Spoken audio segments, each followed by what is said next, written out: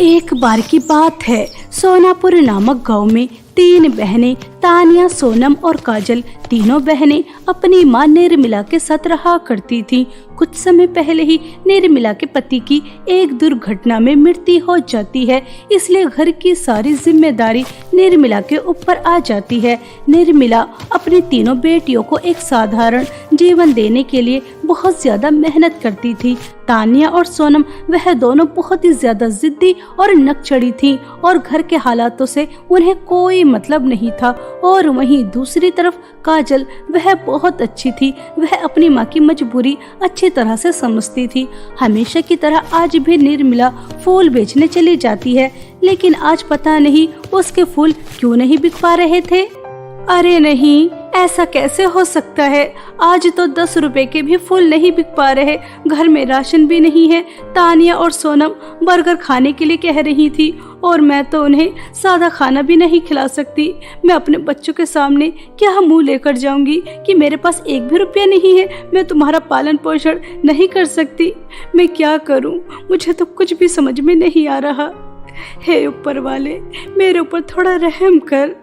इस तरह से निर्मिला सोचकर बहुत रोती है और वह उदास होकर घर जाने लगती है। तभी वह देखती है कि एक बहुत बड़े घर की औरत अपना बचा कुचा खाना गायों को डाल रही है। तभी वह भागकर उस औरत के पास जाती है और उससे कहती है, देखिए देखिए, आप यह बचा कुचा खाना अपनी गाय को डाल रही हैं। आप इसमें से थोड़ा खाना मुझे भी दे दीजिए। मेरे बच्चे भूखे हैं, उन्होंने कुछ नहीं खाया।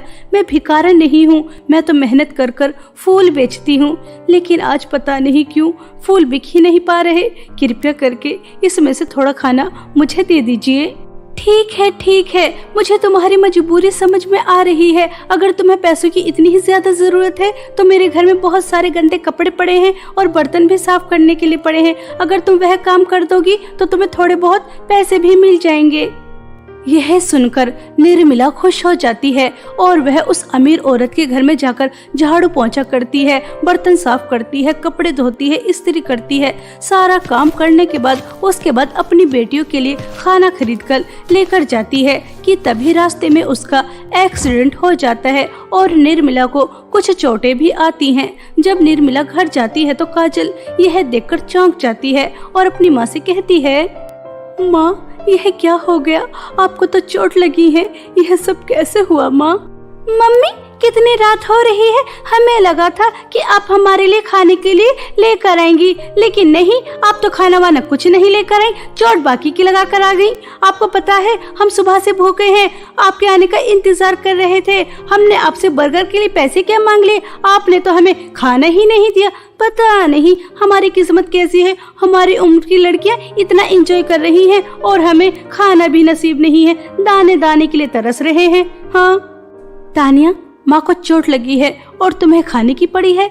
माँ, आप चिंता मत कीजिए, कल से मैं काम करने जाऊंगी। और मैं ही क्यों, तानिया और सोनम भी काम करेंगी। जब मेहनत करके 2 पैसे कमाएंगी तब इन्हें एहसास होगा कि आप कितनी मेहनत कर पैसे कमाती हैं। मम्मी, मैंने सोचा है कि कल हम तीनों बहन शहर जाएंगी और अपने लिए काम ढूंढ लेंगी। गाँव में तो कोई काम वाम नहीं है, ठीक है? अगले दिन तीनों बहनें शहर जाने के लिए जंगल के रास्ते से जा रही थीं। तभी उन्हें जंगल में खतरनाक डरावनी आवाजें सुनाई देती हैं। तानिया और सोनम काजल को पहले ही पसंद नहीं करती थीं। तभी तानिया सोनम से कहती है, सोनम, यह काजल की बच्ची खुद को क्या समझती है? हमें अपने साथ शहर लेकर जा रही है, हमसे वहाँ पर काम कराएगी। मैं तो कहती हूँ अगर इस जंगल में कोई जंगली जानवर मिले तो इसे उसी के सामने फेंक देंगे। वह जानवर इसे खाकर अपनी भूख मिटा लेगा और हम घर वापस चले जाएंगे, क्योंकि मुझे नहीं करना कोई काम वाम। मुझे तो इस उम्र में सिर्फ एंजॉय करना है। हमारी माँ बनकर हमारे ऊपर हुक्म चलाती रहती है। क्यों, मैं ठीक कह रही हूँ ना? हाँ तानिया, कहता तो बिल्कुल ठीक रही है। वैसे भी इस जंगल में मुझे बहुत डर लग रहा है। मुझे नहीं लगता यह रास्ता ठीक है। जैसे ही कोई जानवर दिखेगा इसे उसके सामने फेंक देंगे और हम घर वापस चले जाएंगे। वह जानवर इसे खा लेगा। ऐसा सोचकर दोनों बहनें बहुत खुश हो रही थीं कि तभी उन्हें रास्ते में एक बूढ़ी औरत मिलती है और वह तीनों बहनों से कहती है, अरे बेटा, यह जंगल तो बहुत ही ज्यादा खतरनाक है, यहाँ इंसान आते जाते नहीं हैं, मगर तुम इस जंगल में क्या कर रही हो? लगता है कि भगवान ने मेरी पुकार सुन ली। मुझे बहुत तेज भूख लगी है, क्या तुम मुझे कुछ खाने के लिए दे सकती हो? बहुत समय से मैंने कुछ नहीं खाया। बुढ़िया, अगर हमारे पास खाना होता और हमारे पास पैसे होते तो तुझे क्या लगता है कि हम इस तरह से इस डरावने जंगल में होते और शहर जाने के लिए शॉर्टकट रास्ता अपनाते? पैसे होते तो बस में बैठकर जाते। हम पैसे कमाने ही जा रहे हैं, हमारे पास तुझे देने के लिए कुछ नहीं है। भूखी है तो हम क्या करें? हमने भी 2 दिन से कुछ नहीं खाया। तानिया, सोनम, अपने से बड़ों से बात करने का यह क्या तरीका है? अगर हमारे पास कुछ खाने के लिए नहीं है तो हमें इन्हें प्यार से मना करना चाहिए, इस तरह से बात नहीं करनी चाहिए। अम्मा जी, हमें आपको देने के लिए कुछ भी नहीं है, हमें माफ कर दीजिए, हम आपकी मदद नहीं कर सकते, लेकिन शहर से लौटते समय हम आपकी मदद जरूर करेंगे। ऐसा कहकर काजल उस बूढ़ी औरत से माफी मांगकर अपनी दोनों बहनों के साथ आगे चलने लगती है। तभी उन्हें जंगल में कुछ जंगली जानवर नजर आते हैं। तभी तानिया और सोनम खुश हो जाती हैं और वह काजल को जानबूझकर उनके सामने धक्का देकर वहां से भाग जाती हैं और बहुत खुश होती हैं। काजल किसी तरह अपनी जान बचाकर वहां से आ जाती है। यह देखकर तानिया और सोनम का मुंह बन जाता है कि वह जंगली जानवरों से कैसे बचकर यहाँ वापस आ गई। कुछ और दूर चलने के बाद तीनों बहनों को अपने सामने 1 नहीं 2 नहीं 3 नदी नजर आती हैं, जिन्हें देखकर तीनों बहनें चौंक जाती हैं। तभी तानिया और सोनम बहुत गुस्से में काजल से कहती हैं, काजल की बच्ची, यह तू हमें कैसे जंगल में लेकर आई है? तूने तो कहा था कि शहर को जाने के लिए 1 नदी होती है, लेकिन यहाँ 1 नहीं 3 नदी हैं। अब शहर को जाने वाली कौन सी नदी है कैसे पता चलेगा? एक तो पता नहीं हमें कैसे जंगल में लाकर तूने छोड़ दिया, अपनी कैसे कैसे हमने जान बचाई है हमें ही पता है, और ऊपर से यहाँ पर 3 नदी। अब शहर को जाने वाली कौन सी नदी है पता भी नहीं चल रहा। सोनम और तानिया काजल से ऐसा कह ही रही थी कि तभी वहाँ पर एक बहुत सुंदर परी आ जाती है और वह तीनों बहनों से कहती है, तुम्हारा इस मायावी जंगल में बहुत बहुत स्वागत है। यह परियों की 3 नदी हैं, इसलिए तुम्हारा हमारी नदी में स्वागत है। एक नदी में सोने के सिक्के मिलेंगे और दूसरी नदी में हीरे जवाहरात मिलेंगे, और तीसरी नदी के अंदर तुम्हें कुछ भी नहीं मिलेगा, बल्कि तुम्हें वहाँ की जल परियों की सेवा करनी होगी, क्योंकि वहाँ पर बहुत सारी बूढ़ी जल परियां बीमार हैं, उन्हें इंसानों की सेवा की जरूरत है। अब तुम्हारे हाथ में है कि तुम कौन सी नदी के अंदर जाना चाहती हो, धन दौलत प्राप्त करना चाहती हो, या फिर मुसीबत में आई जल परियों की मदद करना चाहती हो, जिन्हें तुम्हारी मदद की जरूरत है। अब तुम्हारे हाथ में है कि तुम कौन सी नदी के अंदर जाना चाहती हो। अरे कोई पागल ही होगा जो सोना हीरे जवाहरात छोड़कर बूढ़े जल परियों की मदद करेगा। हमें तो धन दौलत चाहिए, धन दौलत। शहर जा रहे थे नौकरी के सिलसिले से, सोने हीरे चांदी ये सब कुछ नदी में जाकर मिल जाएगा, तो हमें शहर में नौकरी करने की क्या जरूरत? सारी जिंदगी ऐश करेंगे, ऐश, और कोई काम भी नहीं करना पड़ेगा। इसलिए मैं तो सोने के सिक्के वाली नदी के अंदर जाकर सोने के सिक्के लेकर आऊंगी और सारी जिंदगी ऐश करूंगी। नहीं नहीं परी जी, मैं हमेशा से पढ़ती आ रही हूँ कि लालच बुरी बला होती है। अगर तुमने कभी भी लालच किया तो तुम उसमें बुरी तरह से फंस सकते हो, इसलिए मैं धन दौलत का लालच नहीं करूँगी। मैं तो बीमार बूढ़ी जल परियों की सेवा करके पुण्य कमाना चाहती हूँ, और मुझे ज्यादा पैसों की जरूरत भी नहीं है। बस आप मुझे थोड़े से पैसे दे दीजिए, जिससे मैं अपनी माँ का इलाज करा सकूँ। ठीक है, तुम अपनी नाव के सहारे अपनी अपनी नदी के अंदर जा सकती हो। तानिया अपनी नाव में बैठ जाती है, सोनम अपनी नाव में बैठ जाती है और काजल अपनी नाव में बैठ जाती है। तानिया नदी के अंदर हीरे जवाहरात देखकर बहुत खुश होती है और सोनम सोने के सिक्के देखकर बहुत खुश होती है, और दोनों धन दौलत से अपनी नाव भर लेती हैं। कुछ ही समय में नाव डिसबैलेंस हो जाती है और दोनों नदी के अंदर डूबने लगती हैं और वह जोर जोर से चिल्लाती हैं। अरे कोई है, हमें बचाओ, हम तो इसके अंदर डूबकर मर जाएंगे। हमें अभी नहीं मरना, हम मरना नहीं चाहते, हम तो जीना चाहते हैं, एंजॉय करना चाहते हैं। अरे कोई है, हमें बचाओ, परी जी हमें बचा लो।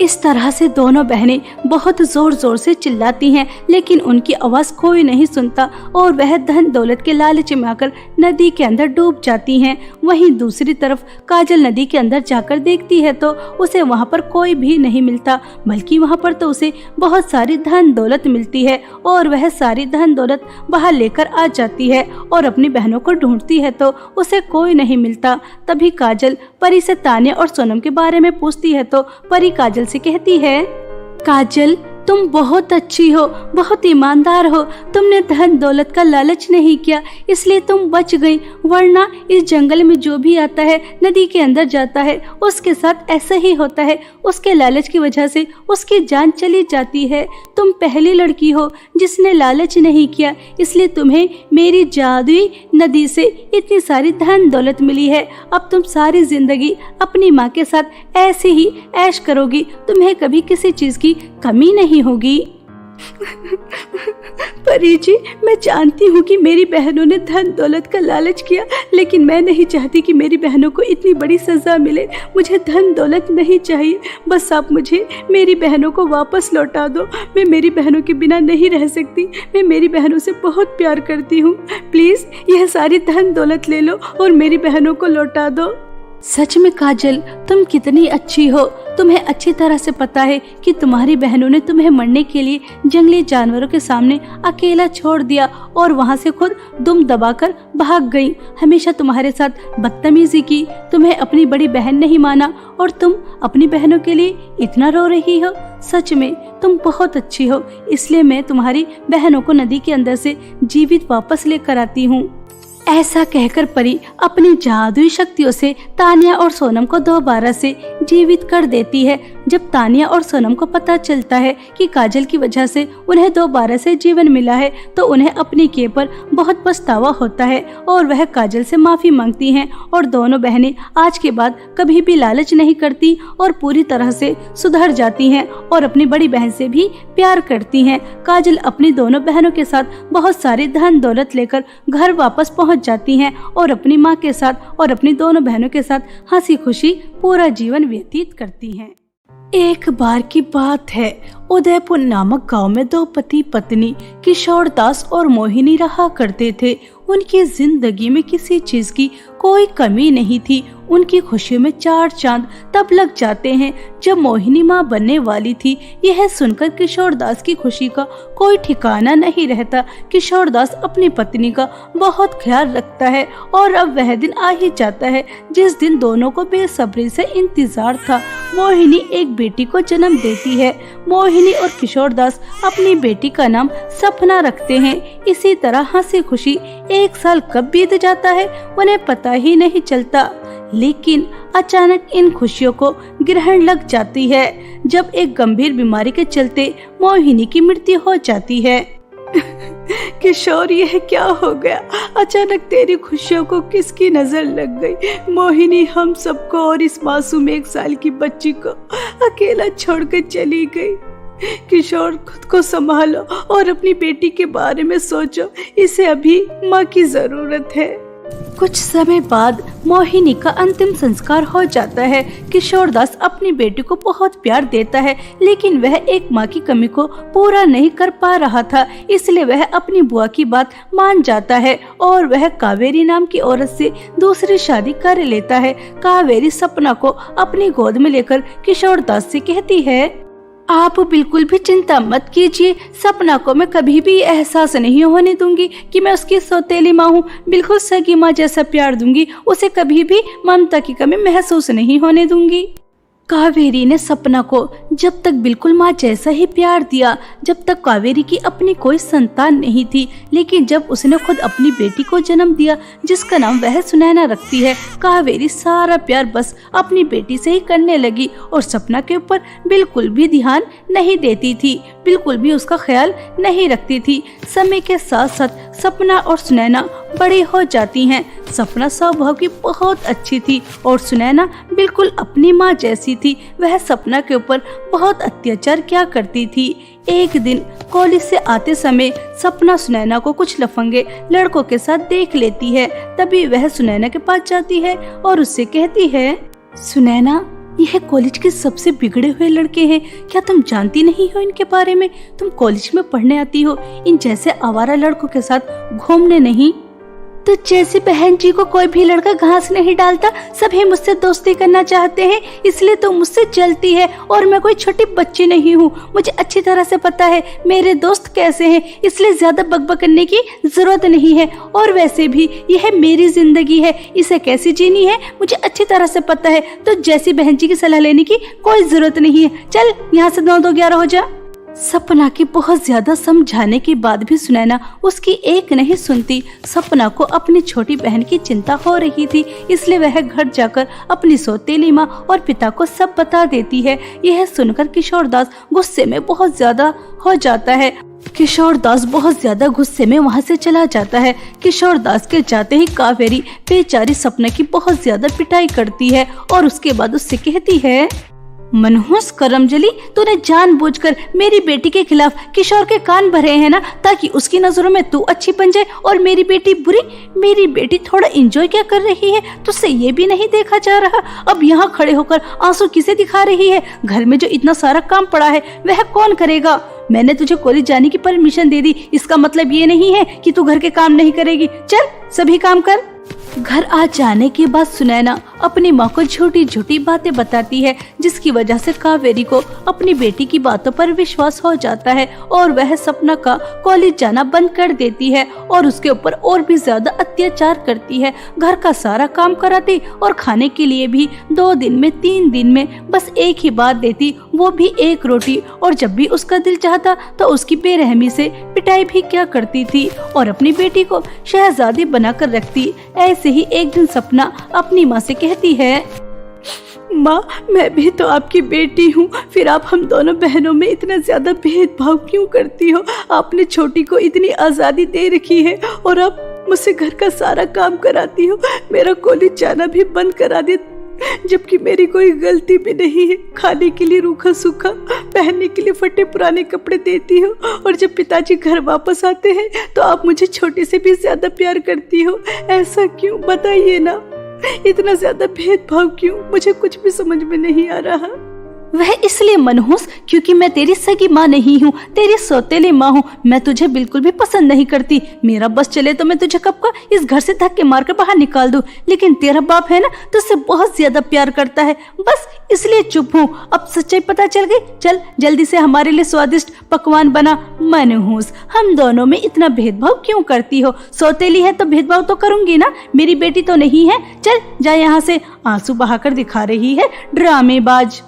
यह सुनकर सपना के पैरों तले जमीन खिसक जाती है। जिसे वह अपनी सगी माँ समझती थी वह उसकी सौतेली माँ है और वह रोते हुए दोनों माँ बेटी के लिए स्वादिष्ट पकवान बनाती है। कुछ समय बाद घर पर वकील आता है और वह बहुत ही दुखद खबर सुनाता है कि अब इस दुनिया में किशोरदास नहीं रहा और वह सारी प्रॉपर्टी के कागजात कावेरी के हाथ में देता हुआ कहता है, कावेरी जी, एक दुर्घटना में किशोरदास जी की मृत्यु हो गई। उनकी मृत्यु के बाद उनकी प्रॉपर्टी, बैंक बैलेंस, बिजनेस सब कुछ उनकी बेटी सपना के नाम है। नहीं नहीं पिताजी, आप इस तरह से मुझे अकेला छोड़कर नहीं जा सकते। जब आप घर पर होते थे तो मुझे माँ का भी प्यार मिलता था और आपका भी। अब तो मेरी सौतेली माँ मेरे ऊपर और भी ज्यादा अत्याचार करेंगी और आप भी नहीं रहे मुझे प्यार करने के लिए। आप मुझे इस तरह से अकेला छोड़कर क्यों चले गए? आपको नहीं जाना चाहिए था पिताजी। इस तरह से सपना बहुत ज्यादा फूट फूट कर रोती है और जैसा कि सपना सोच रही थी बिल्कुल वैसा ही होता है। सपना के पिता के इस दुनिया के जाने के बाद कावेरी और उसकी बेटी बेचारी सपना के ऊपर और भी ज्यादा अत्याचार करती। बेचारी सपना अपने ही घर में नौकरानी से भी ज्यादा बदतर जिंदगी व्यतीत कर रही थी। कावेरी उसके साथ ऐसा जानबूझकर कर रही थी ताकि सपना एक दिन ऐसे ही कमजोर होकर मर जाए और सारी प्रॉपर्टी दोनों माँ बेटी के नाम हो जाए। लेकिन एक दिन सुनैना अपनी माँ को एक अलग ही प्लान बताती है।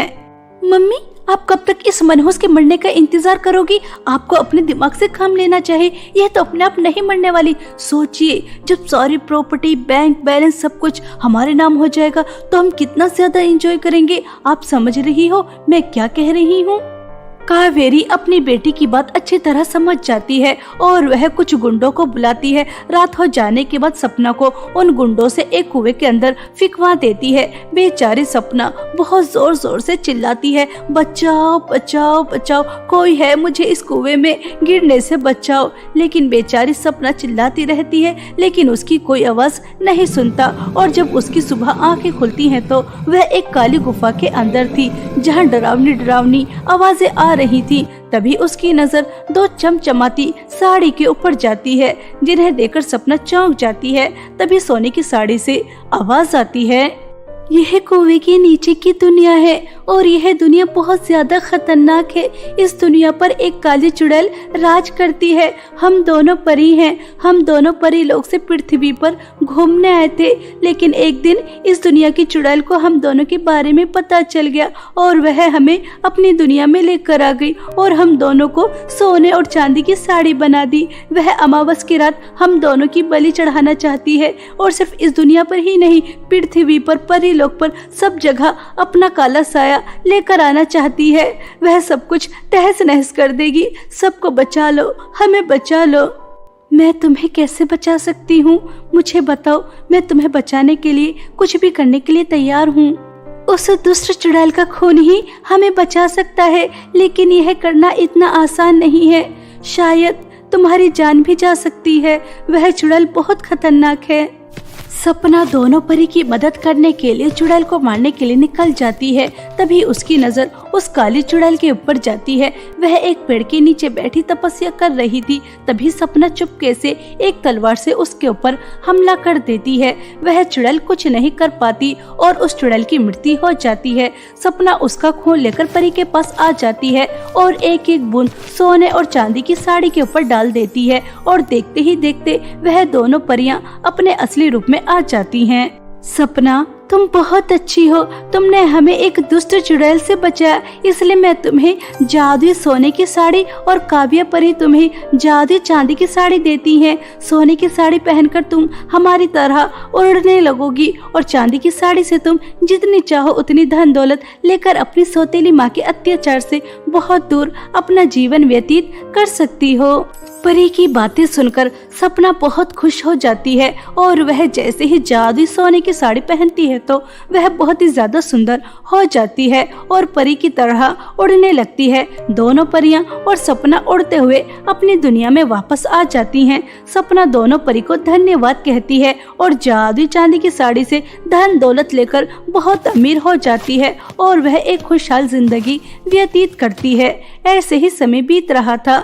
एक दिन सपना कहीं घूमने जा रही थी। तभी वह देखती है कि कावेरी एक कटोरा लेकर फटे पुराने कपड़ों में भीख मांग रही है। यह देखकर सपना अपनी सौतेली माँ के पास जाती है और उनसे पूछती है तो कावेरी रो रो कर सपना से माफी मांगती है।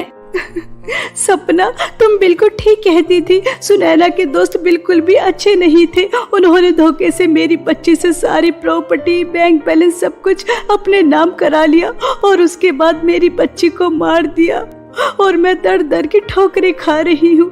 बेटा, मैं भूल गई थी, इंसान जो बोता है वो ही काटता है। मैंने जो तुम्हारे साथ किया वो मुझे इसी जन्म में मिल गया। मेरी बेटी और जिस धन दौलत के लिए मैंने तुम्हें मारना चाहा वह सब मुझसे छीन गई। मुझे माफ कर दो बेटा, मुझे माफ कर दो। सपना का दिल बहुत बड़ा था, इसलिए वह अपनी सौतेली माँ को माफ कर देती है और वह कावेरी को अपने साथ अपने महल जैसे घर में लेकर आ जाती है। कावेरी सपना को बिल्कुल सगी माँ जैसा प्यार देती है और सपना सब भूल जाती है कि उसकी सौतेली माँ ने उसके साथ क्या किया था और वह कावेरी के साथ हंसी खुशी अपना जीवन व्यतीत करती है।